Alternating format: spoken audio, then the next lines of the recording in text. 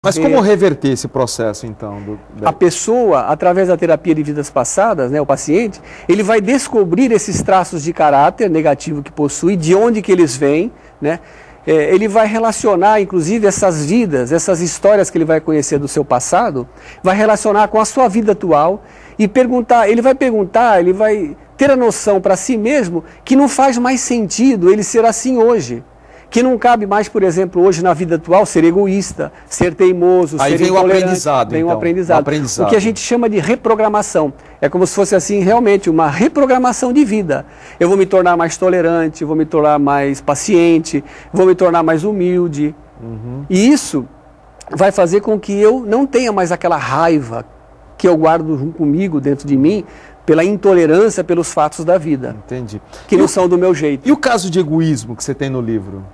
Então, o caso de egoísmo, Jadir, é uma paciente que me procurou e inicialmente ela me procurou para tratar questões de ordem da sexualidade, porque ela era uma pessoa que ela dizia que não conseguia sentir prazer sexual. Embora fosse casada e tivesse filhos, ela dizia que não conseguia sentir prazer sexual. E o ato sexual para ela era penoso, era doloroso, constrangedor, sentia nojo mesmo. Ela ficava frustrada, então. Isso. E ela me procurou inicialmente por esse motivo. E depois ela acabou descobrindo que em vidas passadas ela havia sido estuprada, né? E nessas vidas em que ela foi estuprada, ela acabou desenvolvendo uma revolta muito grande, né, pelo esse sofrimento todo que ela passou, e a partir daí, né, é como se o seu espírito fosse se fechando dentro de si mesmo, numa revolta muito grande, e acabou desenvolvendo um egoísmo muito grande. O que a fazia sofrer na vida atual nem era tanto os seus traumas de vidas passadas, com relação aos estupros que ela sofreu, né, mas a sua posição diante da vida, porque ela era uma pessoa que ela hoje se mantinha assim, refratária a qualquer tipo de religião, de aprendizado, de transformação interior, sabe, de mudança de interior. E com a terapia ela conseguiu descobrir isso. Descobrir isso aí. Então nós vamos continuar falando da terapia de vida passada, né? Eu sei que em casa, nesse momento, muita gente está falando assim, eles vão cantar onde, né? Hein, Davis? Foi uma coincidência muito grande a gente estar hoje com uma camisa vermelha e um blazer, né? Colete. Um colete preto, né? Uma coincidência muito grande. Quando nós nos encontramos logo, a gente já começou a rir, né? Estamos iguais, olha na tela. Nós temos o mesmo gosto, né? Mesmo gosto, uma coincidência muito... Fronteira às vezes proporciona esse tipo de coisa, né? Essas coincidências. Vamos responder a pergunta do Tadeu, já que está aqui, né? Se você dá cursos, não?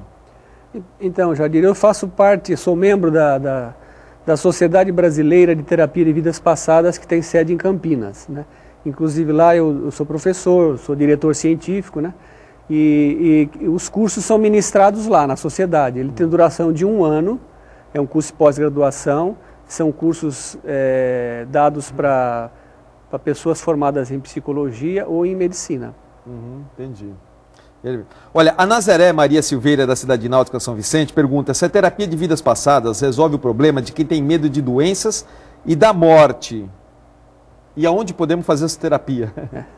Então, geralmente as fobias, né, de uma maneira geral, síndrome do pânico, medo de morte, medo de doenças, né, ou qualquer outro tipo de medo, fobia, medo de falar em público, medo de dirigir, sempre tem raízes em outras vidas, né?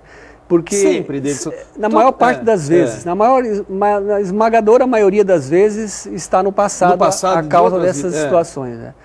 A gente vai descobrir em outras vidas, geralmente, histórias em que nós morremos de forma trágica, geralmente sem socorro, sem assistência, foram mortes assim, muito violentas, e que, por algum motivo emocional, essas vidas, essas histórias traumáticas do passado, elas não ficaram esquecidas, não ficaram assim resolvidas, vamos dizer assim.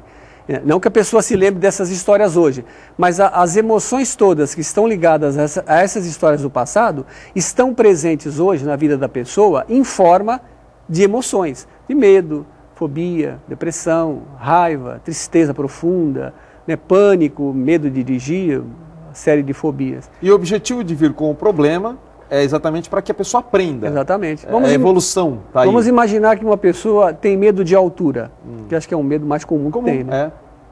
Então a pessoa tem medo de altura. Eu tratei de uma paciente que tinha medo de altura e aí ela descobriu que numa outra vida ela foi empurrada de um abismo, né? E depois que ela foi empurrada do abismo, ela descobriu quem havia feito aquilo, né? Depois que ela morreu, ela descobriu quem tinha feito aquilo, ficou com muita raiva da pessoa, inclusive pelo motivo que ele tinha feito, passou a perseguir essa pessoa lá no passado, né? Como uma presença espiritual na vida dessa pessoa. E aquela emoção toda ligada ao trauma de despencar do abismo e se esborrachar nas pedras lá embaixo, toda aquela emoção da raiva, da revolta, da inconformação por tudo aquilo que tinha acontecido, não ficou resolvido no passado essa situação, ficou pendente. Na encarnação atual, ela tinha o medo de se aproximar de um lugar que fosse alto. Então é como se o inconsciente dela, né, funcionasse assim. Quando ela se aproximava de um lugar alto, o inconsciente dizia para ela assim, ó, não se aproxima porque pode acontecer de novo.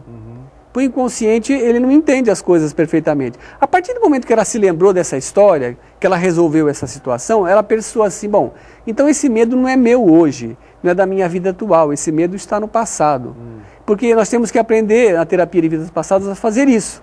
Deixarmos, então, o passado, o que é do passado. Isso faz parte da reprogramação mental, exatamente, né? Agora, você como psicólogo é um homem da ciência, né? E hoje a ciência, evidentemente, ela está muito mais próxima, muitas vezes, até de conceitos religiosos. A coisa está se aproximando. Eu vejo um cruzamento.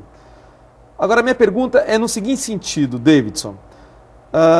Quando você faz uma regressão numa pessoa, você acredita que essa pessoa está elaborando uma história mental para que ela possa acreditar que foi por isso que ela tem esse problema hoje? Ou você acredita que realmente ela está vivenciando naquele momento uma vida passada, do qual ela realmente vivenciou isso, uma situação verdadeira para ela? Ou ainda, para você pouco importa, porque você é psicólogo e você quer curar a pessoa?